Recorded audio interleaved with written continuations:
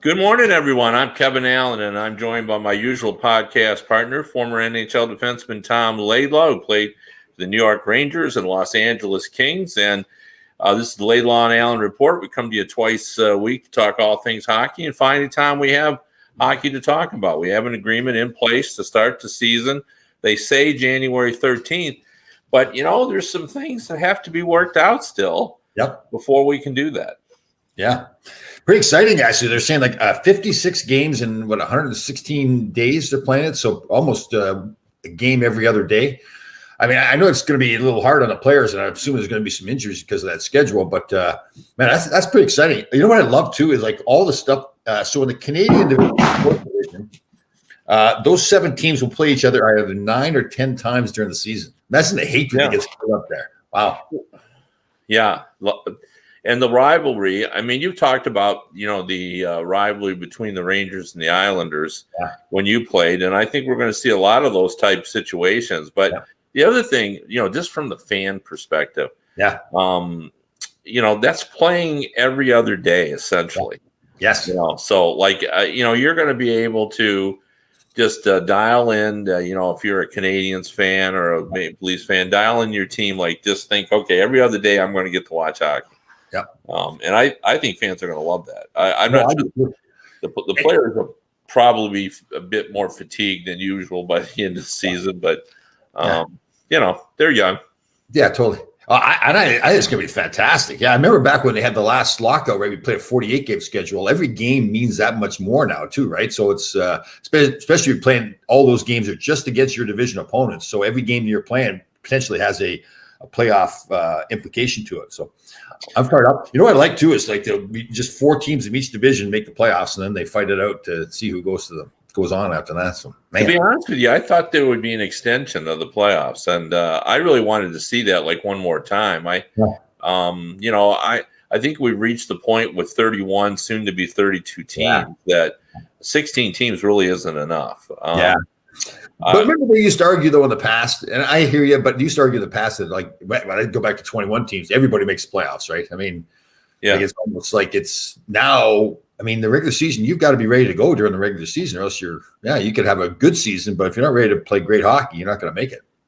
Yeah, but my argument for expanding them, too, beyond the fact that we're going to end up with 32 teams is the fact that, in the old days when we had 16 teams making it out of a 21-team league, you could identify the 4 or 5 or maybe 6 sometimes that could actually win the cup. And now there's so much parity that I think you can go 20 deep with teams that are capable, if they got it all together, to make an extended run. So why wouldn't they want to have it to expand the playoffs like they did last year? I don't get it. I know the players wanted it, or at least that was my impression they did, because, unlike in the past, it's hard to actually speak to players right now. But that was the sense I had from talking to, GMs who saying, they were talking to players. And I know some GMs would love to see that too. To be honest with you, you would think the league would favor that just for the financial aspects of it.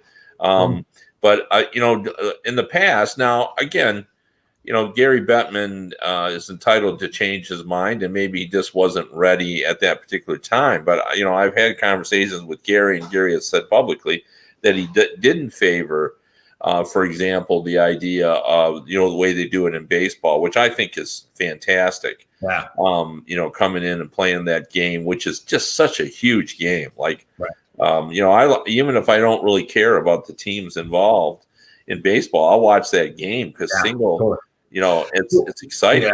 Yeah. So what are you thinking then? So have the top 3 teams in each division make it in, and have the 4th and 5th place teams maybe play a 2 out of 3 or a 3 out of 5. Yeah, exactly. Yeah, I just can't see the NHL ever going to a 1 game like baseball. But to me, this is my argument for that, and why I think it works. They say, well, you don't want it to come down to 1 single game after playing 82 games. Well, often it does come down to that. Yeah. It comes down to that Sunday afternoon game, whether you get in the playoffs or not. So what's the difference if that game is on the last day of the season or the day after the last day of the season? It's still going to come down to 1 game. So if I'm being negative about your idea, and I clearly am here, let's say one team finishes with the 4th place team finishes with 90 points. And Right. for whatever reason, the fifth place team finishes with 65 points. But that's the point. The fifth place team happens to win that one game. I guess does that mean it really is taken away the value of the regular season then, right? Well, I mean, you're sounding like what we've heard for years, but with parity the way it is, number one, and more importantly, what did coaches used to say in the 1950s? Like most of the stuff that they did in the 1950s, we don't appreciate now. Like that's kind of old school. But one thing they would say is, don't put yourself in a position where one officiating call is going to determine your season. So my argument would be, don't put yourself in a position where if you lose one game at the end of the season, you're out.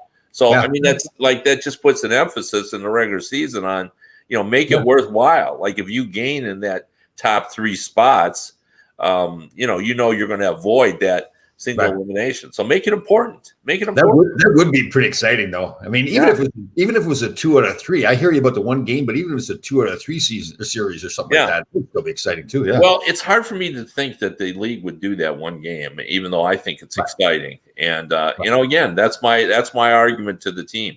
Don't allow your team to be in that position. You put yourself in the position, you've got no one to blame but yourself. Oh, I hear you. Yeah. I do remember back, and I talk about the importance of the regular season. I remember back my first year in the National Hockey League, 80-81, where they ranked them 1 through 16. And then the first played the 16th, the second played the 15th, on and on. And we didn't have a very good regular season. I think LA was the second overall team. We were the 15th overall team. We ended up beating LA in a short series. Was it 3 out of 5 that year? So it was that same kind of thing, right? Okay, they had this great regular season, but they didn't play well enough in the playoffs, to go any farther. So yeah, that's the way it was.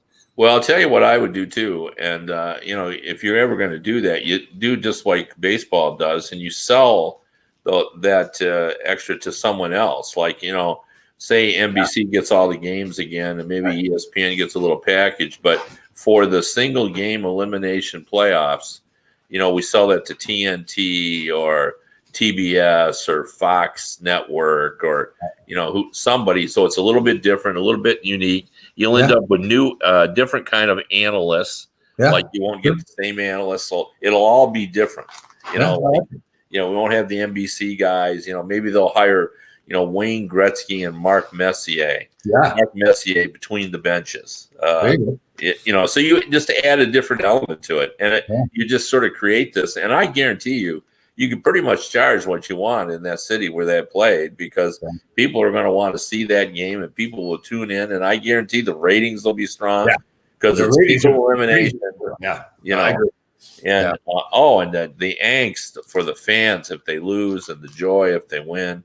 To me, it speaks to what sports is all about. And then when you think about it, you'll lose sight of the fact that it's only to get into the top 16. It'll feel like you won the Super Bowl. Well, that'd be very exciting, that one game. Yeah. But I don't see that happen. I would think the best you can hope for, and I do believe, by the way, eventually it's going to happen. I don't think that. I think at some point Gary Bettman's going to say, okay, this is we're going to add the revenue here, because the revenue has been on a steady growth pattern. They've done so much better on sponsorship. The outdoor games has added to it as well. And, their licensing has improved in terms of jersey sales and things. So they've really kind of added. So they haven't really needed this revenue to spike their growth. But, now, if we're coming out of this and say we don't, we're stagnant, we're not continuing to grow again, you could juice it a little bit by, bringing this kind of thing in and adding in, like, I don't know how much you can make out of it, but if it's, enough to get it, going again, it might be, worthwhile. Yeah. And, you're right too. You look at divisions, like you look at the East Division, so it's Boston, Buffalo, New Jersey, Islanders, Rangers, Philly, Pittsburgh, and Washington. So other than maybe Buffalo and New Jersey, all those other teams have like a real legitimate shot to make the playoffs, but only 4 teams will make the playoffs, right? So you think to yourself, all those, the teams are really doing the right thing. They're building good hockey teams. Yeah, they're look at the Canadian division. All those, I could make a case that all of those teams are trending upward. in the Canadian division. Even the Ottawa Senators. Like I don't think the Senators they're not going to be a playoff team. But you're right; they're trending upward. Yeah, they're the only team that I say doesn't have a shot to make the playoffs in that division. But you can't rule out the Winnipeg Jets because they got Connor Hellebuck. You can't. Certainly, in Montreal is a much improved team. Yes. The Toronto Maple Leafs are the Maple Leafs. It's funny though. We're all saying that that's a balanced division, and yet every person, including myself, picked Toronto to win it. Yeah. So maybe it's not quite as balanced as we want to. But saying all that, someone made a good point to me recently. Saying, look, who's got the better defense, Montreal or Toronto? I say Montreal. Absolutely, it's not even close. Yeah. They got Shea Weber. They've added some elements to it. Petrie's Carey Price back there. Yeah, that's the thing. Who's got the better goaltender, Toronto or Montreal? Yeah, no question, Montreal. Yep. Yeah. So isn't defense and goaltending the game? Right. And I'm not necessarily sold on what Toronto did. I see what Toronto tried to do, right? They felt like they weren't tough enough, weren't physical enough, so they went and signed some physical players. But in my mind, Tim, I've had this discussion before. Yeah. I think they've got a bunch of guys who are not tough, and then they got a bunch of guys who are tough, as opposed to having a bunch of guys like a Nathan McKinnon and guys like that in Colorado who are like tough, not necessarily fighting tough, but are tough players to play against and talented guys. We'll see with Toronto. Maybe it works. I'm a little skeptical there. So do you want to go through have you got the divisions in front of you? I want to see who our predictions are to win to the top 14. Yeah, I mean, we could do that. I just wanted to bring up just one more thing though, because we still got the issue of unless this got settled last night, I was out of pocket about whether the provinces are all going to let all their teams play. Yeah. So the latest reports in TSN is that they listed the provinces too. So British Columbia, Alberta, Manitoba, Ontario, and Quebec. The NHL players are still hoping to find common ground in short order with the 5 provincial. So I guess they have not all signed off on all this. Right. Yet. So there's still that still is up in the air. Yeah, that has some potential to cause some havoc, although this is Canada and this is hockey. Yeah. And we're dealing with politicians, and it doesn't look good for any politician to stand in the way of hockey being played. Although if it appears though that hockey is getting preferential treatment, that does not help politicians. No. I mean it's just so complicated. Hey, one real quick thing, and I know we're going off a little bit here, but yesterday, my family's going to be out of town at Christmas, so I had my son and his girlfriend, my youngest son and his girlfriend, over yesterday for Christmas dinner, and I had to make a conscious effort. This is how much you've gotten to me, right? This is how much you really affect me. I had to make sure I didn't put too many carrots in the bottom of the roasting pan. So my gravy would still come out brown. I was really relieved when it came out brown and not orange. Well, by the way, your turkey looks spectacular. It looked golden brown, and it was good. And I will repeat what I've said before. This is the greatest trash talking that I've ever done, and it was totally my accident. Because I've actually gotten an email from one of our viewers who said, thanks for sticking it to Tom. It's so much fun because he reacts so well to these kinds of things. And I sent him back an email and I said, it really wasn't that big a dig. I just was making an observation that when you put the carrots and stuff on the bottom, it makes your food color look all the same. See, that is the truth though, because you are not typically a trash talker. So when you didn't even really attempt to it was really good. Yeah, I did. I guess I did well. I would like to say that my wife was impressed that you threw someone off your island. You got under 5,000 on your Facebook, which allowed her then to friend you. Nice. I think it must have been somebody that dropped me. I would not throw anybody. You didn't throw anybody off the island? No. Oh, she was absolutely convinced that you threw someone off the island so she could get on. So would not do that. No way. For Terry, I mean, I'd think about it for Terry, but yeah. Well, anyway, I appreciate that. Yeah. It all looked good, and there people are asking you if you put ice cream on your pie. I know you didn't, right? No, what were they thinking? No. That was for sure. I couldn't tell what was under the gravy. Was it mashed potatoes or? We had sweet potatoes, green beans, and stuffing. Okay, it was sweet potatoes over there. Yes. Okay. Yeah. Okay, so See, that actually wasn't gravy. That was actually just the sweet potatoes. Okay. Yeah. Yeah, And the that gravy that is makes pretty. sense. Because I saw you had just I mean, I assumed it wasn't mashed potatoes, but Yeah. And that's the departure, because the other years we've always had mashed potatoes, but everybody wants to go with the sweet potatoes now. So now, so your boys are fine with the sweet potatoes? yes, yeah, and that was they were pretty high on the mashed potatoes before that. We'd really gotten that down pretty good, like I in the past I would not cook them evenly, so we had lumpy mashed potatoes. We'd had what's good, so we got that all nice and creamy, Yeah, nice, I favor that as well. I like the lumpy mashed potatoes to be sure. We're going to have, and I think you'll be appreciative of this because I'm sure we'll use olive oil, which I know you think. By the way, this is my pit bull who's deciding she wants to get on my lap. Yeah, nice. We're going to have sweet potato latkes here in the next couple of days. So, wow. Sweet potato latkes. Have you had latkes before? I don't think I have. I don't know if I know what they are. Okay, it's a Polish food, but I think it's Polish. I may be wrong on that, but anyway, you basically shred the potatoes, right? And I'm not sure what you put in the middle of them to bind them, but I'm assuming an egg or something. But you mix it all together, and then you fry it up. It's kind of like a patty. Okay. And you serve them usually with applesauce. So okay. At least we do. I don't know. I mean that may not be the traditional way, but that's so it's similar to making the waffle. It's the same kind of concept. Yeah. No, very similar. Very similar. Oh, nice. So anyway, healthy. All right. So getting back there, so I think both of you and I are predicting that even though this is a potential headache with the provinces making sure that they observe all the COVID protocols. We think it'll get resolved. Definitely. Yeah, I agree. Okay. Well, I mean, it may be that there's just, I'm assuming it just means there's no fans in the stands, right?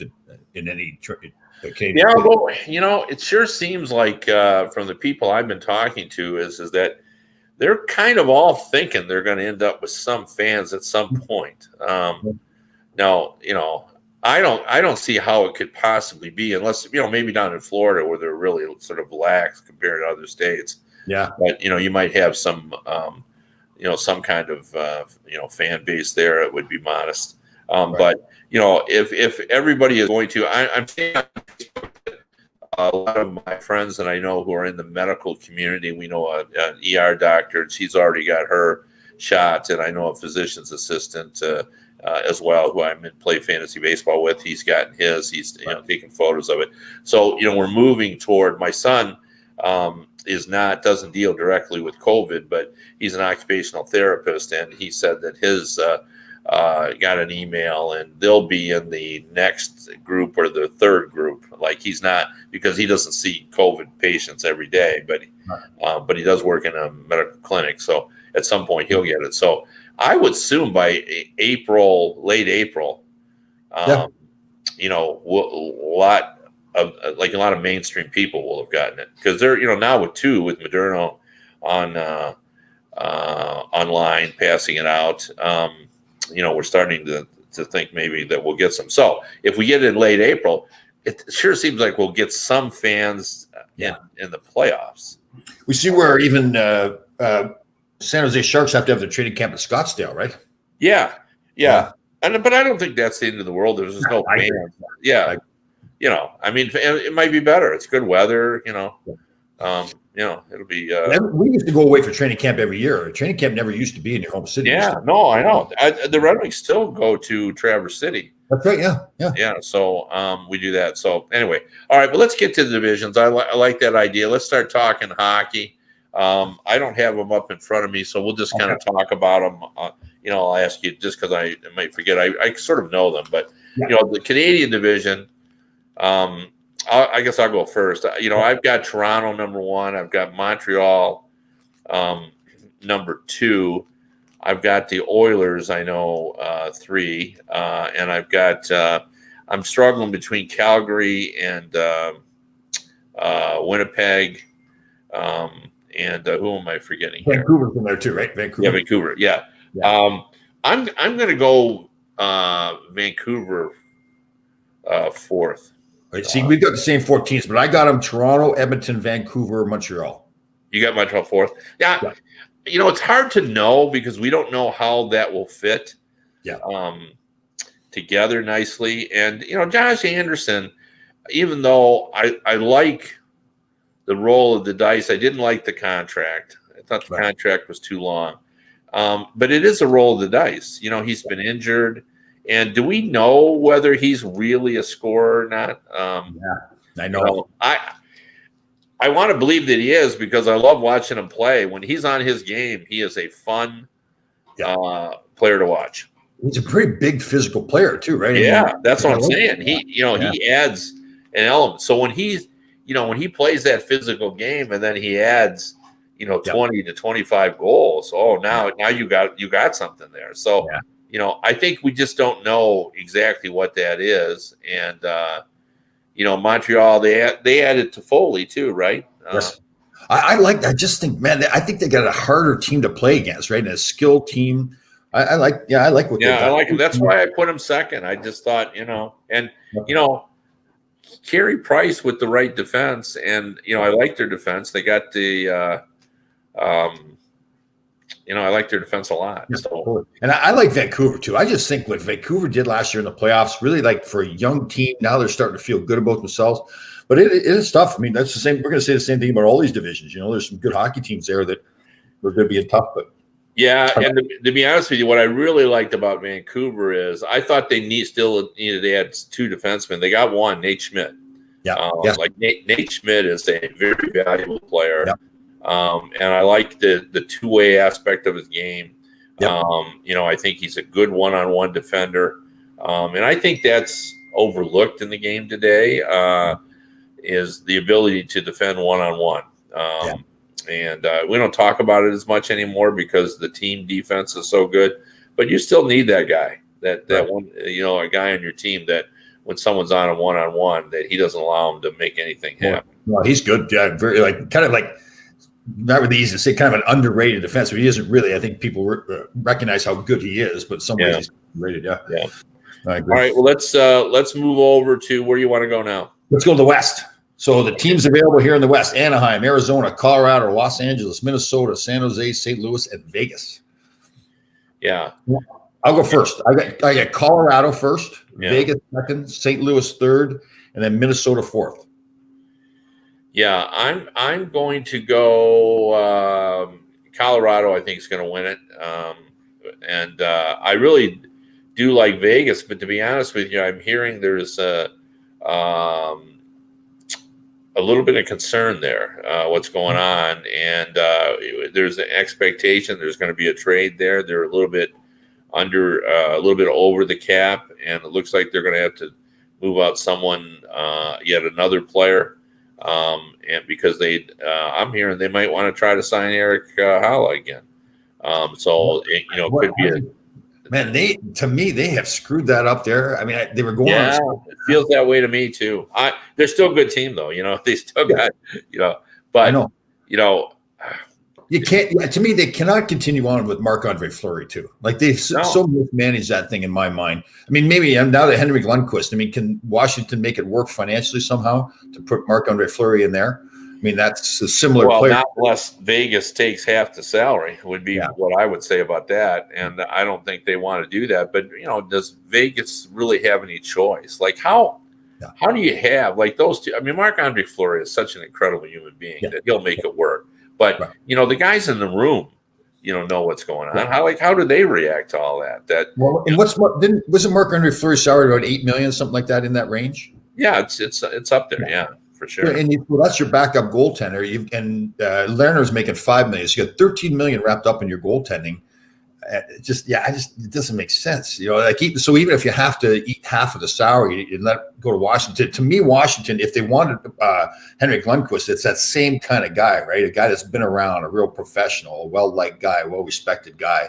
That's the same thing as Marc-Andre Fleury. So it kind of makes sense, but but still, that's still a good team. So I guess what we're saying is I think St. Louis. Yeah. There's talk now that Hoffman could end up in St. Louis. Yeah. So if that's the case, they're only 2 seasons removed from winning the Cup. Yep. That's still now they don't have Pietrangelo anymore, but they got an able replacement. Right. And I think leadership too. They're saying that what's his name, the centerman there, and I like him too. I can't remember his name. It's awful. The guys, I'm always comparing him to Ryan O'Reilly. So the talk is he's going to be the next captain there, which makes sense to me. I look at Ryan O'Reilly. I'm thinking, like, why did Colorado's done well, all right, but Buffalo, like, why would Buffalo? And a lot of my regular readers know this. I was totally against Buffalo moving him. Like, I didn't understand that. Those guys like him are so hard to find. Yeah. Those guys that are hard to play against, have offensive ability, have leadership ability, liked by their teammates. And they really didn't make a good trade even. No, I know. They moved him away. So the guy retired now too. What was his name? The winger, right? Yeah. Yeah, I to be honest with you, I can't remember now. But I agree with you totally. So you've got Colorado, Vegas, St. Louis. Who's your? Well, yeah, I might just now with the things going on, I might put St. Louis 2 and Vegas 3. I don't believe in Anaheim. I think Arizona's taken a step back. The Kings, I like where they're looking. They've got some good young players, but I don't think they're ready this year. I would say look out for Turcotte, though. I think he's even though he's a rookie, I think you'll start to see why the Kings are really high on him. He's a real smart player. Like he's a two-way center for a young man. He really knows how to play the game. And then I believe in Bill Guerin in Minnesota. I think he'll get that turned around, and by the turned around, I mean change the culture. And Tom and I agree on this. That they've got it. There's something wrong there, and they've done a pretty good job of. Koivu is gone, and he was the leader on that team, and that's one of the things you got to do, unfortunately, because I don't think it was necessarily Koivu's fault. But you have to when you're changing the culture, you got to change captains. You've got to change everything. So does San Jose even come close to making the playoffs? I don't see it. I didn't like their goaltending move, to be honest with you. Martin Jones wasn't getting it done, but do you believe in Dubnyk? No, I think he's good, but he's more of a backup, right? He's not. He hasn't proven that he's a number one guy by any means. Yeah. Well, I mean, he has been a number one guy. But, yeah, you're correct. Yes. So I just don't know that I think he's I think he's a fine goaltender. Like he's certainly an NHL goalie, but I think they need someone that can sort of inspire that team. They still have a lot of talented players. You bring this up all the time. They got Carlson, they got Brent Burns. Yes. They have Vlasic. They've got a defensive core that's pretty good, and they can score some goals. Yeah. I don't know why they're not better, to be honest. Well, they're like Nashville to me. They're like talented lineups that just don't seem to get the most out of the lineups. Right. So to me, that's a culture issue. But well, there is some similarity too because their best players are on defense. Roman Josi, Ellis, and in Nashville, and Ekholm, Matthias Ekholm. They're better players. They're based on defense, and Nashville's goaltending has been better in Rene, but I'm not so sure now. Rene is he's at that stage where you say to yourself, "Are the wheels falling off?" Yeah, totally. I agree. All right, in the Central Division here, we get Carolina, Chicago, Columbus, Dallas, Detroit, Florida, Nashville, and Tampa. You're up. This is the Tampa just made, Breezeball must be dancing a jig. Like they just totally lucked out to get rid of Toronto and Boston. Yeah. And all these teams in there are, all going to struggle. Are in the midst of either rebuilding or reconfiguring or whatever you want to call it. So who do we have now? Say them again here, so I can. Carolina, Chicago, Columbus, Dallas, Detroit, Florida, Nashville, and Tampa. Well, I'm going to go Carolina and Columbus for sure, 2 and 3, and then who else we got? We got Nashville. Yeah, Nashville, Florida, Chicago, Detroit. Boy, I went with Dallas. I went with Dallas as the 4th team. Yeah, I guess so. I'm worried about him, though. I'm worried about Dallas because, Bishop is hurt. That means all the pressure's on Khudobin. I don't like that Sagan is going to start the season on the, injured reserve. Right. So all that. But in that grouping, the only thing I would say, I want a little bit of a wild card, and the good, knowledgeable fans that are going to get on me for this. But here's who I like for a wild card: the Buffalo Sabres. Buffalo's over in the East. So, I don't have. Yeah, Buffalo moved. I forgot. Yeah. Okay. So your wild card. It's funny to say this, but Nashville is kind of the wild card, right? Because to me, Nashville should be in that top 4. We just don't know what they're going to be. Yeah. Totally. Yeah. I mean, we don't even know who's in their top 6 right now. Yeah. Exactly. So we've got, right now they're talking about, possibly making a trade and adding someone in. Right now, they only have 4 players. I know. In top 6. I know. They did add Kunin from Minnesota, and they think but you and I don't necessarily even agree that he's a second liner. So I think he might be a good third liner. So, but they are like if guys like Johansson, who I think has the potential to be a fantastic player, if he can get his game together, then I think that they could really do something. But that's the question mark, right? You just haven't seen that consistency from those guys. Matt Duchene's the same way. He's shown at times that he could be a real top player in the game, but you just don't see it all the time. But all right, let's talk about real quick of just the mess that we have in that other one, the other division now, because all the good teams are over there. Oh, I know. So we got Boston. Boston's going to make the playoffs. I don't care what division they're in. And I love Carolina. No, Carolina's in the Central. Okay. So the East is Boston, Buffalo, New Jersey, Islanders, Rangers, Philly, Pittsburgh, Washington. Wow. Oof. Yeah. There's going to be some good hockey teams not making the playoffs there. Yeah. Yeah. I need to have these divisions in front of me. I can't keep. Yeah, I know. So here, I'll give you my 4. I've got Boston, Philly, Washington, and the Rangers. That means that Pittsburgh, the Islanders in particular, don't make the playoffs. Yeah. Yeah, and you've been predicting that for a while, that Pittsburgh is going to win. And who else don't you not have making it? So I don't have Buffalo, which I think maybe they could. New Jersey's not in it. The Islanders not in it. Pittsburgh not in it. Yeah. Boy, it's hard for me, having watched the Islanders in the playoffs, not to put them in. But I respect your thought on this, because it is going to be dicey. Yeah. And I don't. It's hard for me to go against anyone you have in that top 4. I know. Basically, in my opinion, we have 6 or 7 playoff teams in that division that we've got to squeeze into 4. See, to me, remember, each team is going to play each team in the division 7 times.